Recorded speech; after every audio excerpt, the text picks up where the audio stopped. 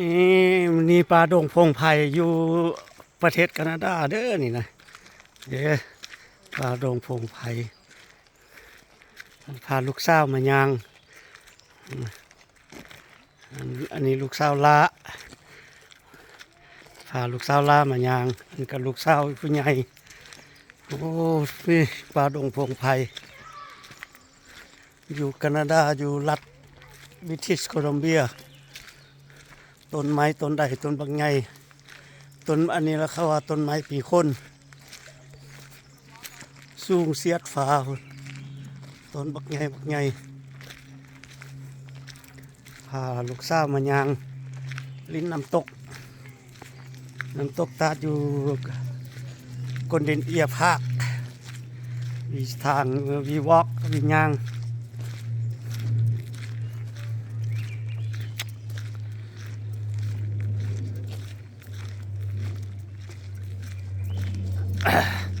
มาเด้อพี่น้องพี่มายางดำกัน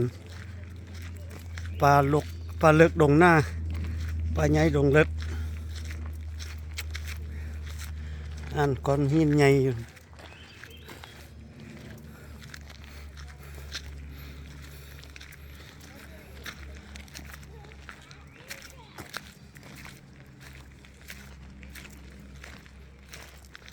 เด้ลูกสาวลายพอกันยางสายเมารถอีกน้าบูดเพิ่นเมารถลูกสาวลาเมารถมือนี่วัดเมื่อลาวแล้วขี่เป็น7-8 ชั่วโมง10 ชั่วโมงก็ยังบ่เมา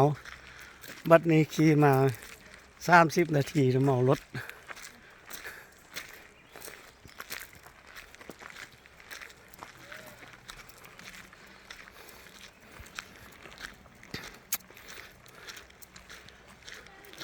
ที่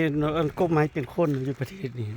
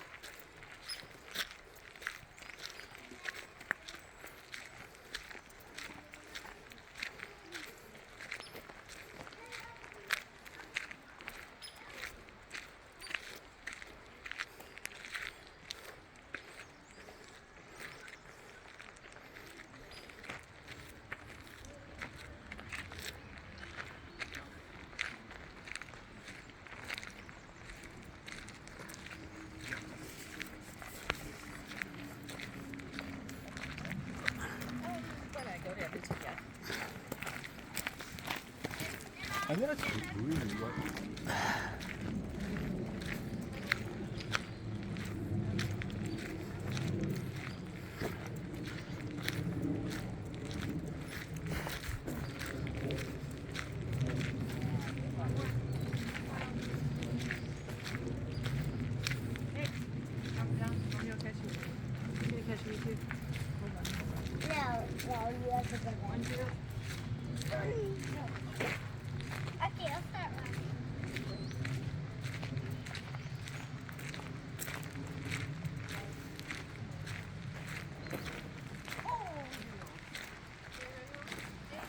ได้ยินเสียงน้ำตกละ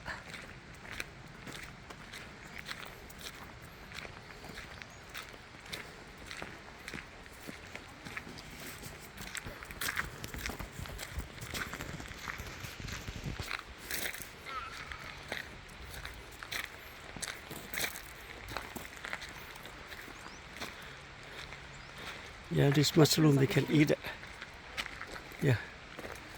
mushroom they can eat it.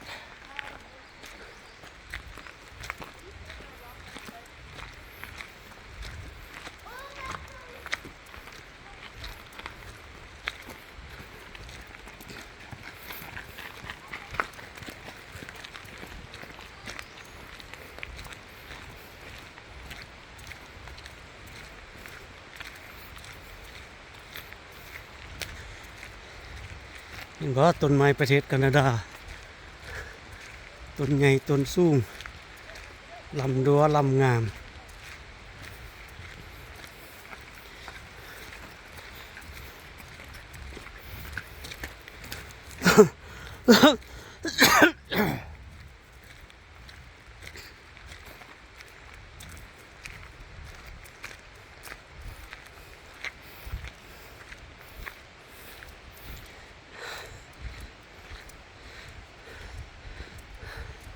อีแบเด้อ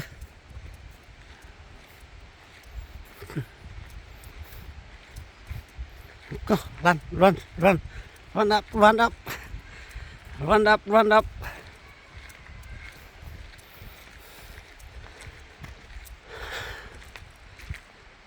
มันหักมันโคนมันล้มเลยนี่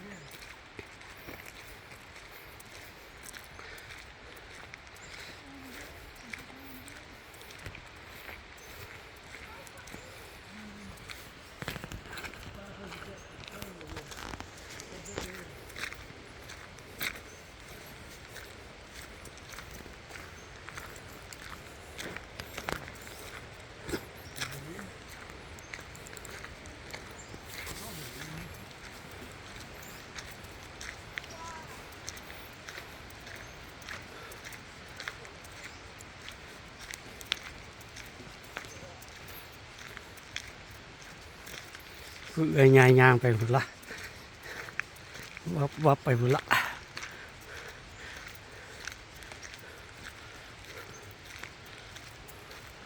ผู้น้องยังเลย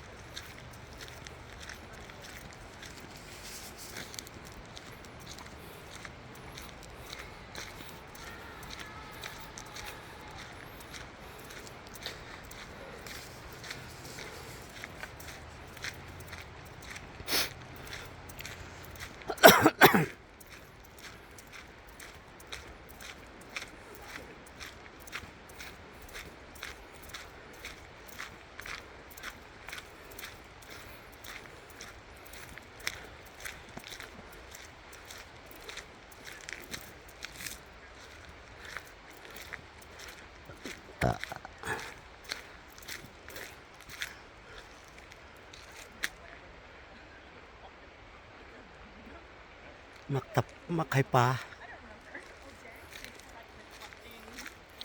มักไข่ปลามักปัดอยู่บ้านห้องสิบ่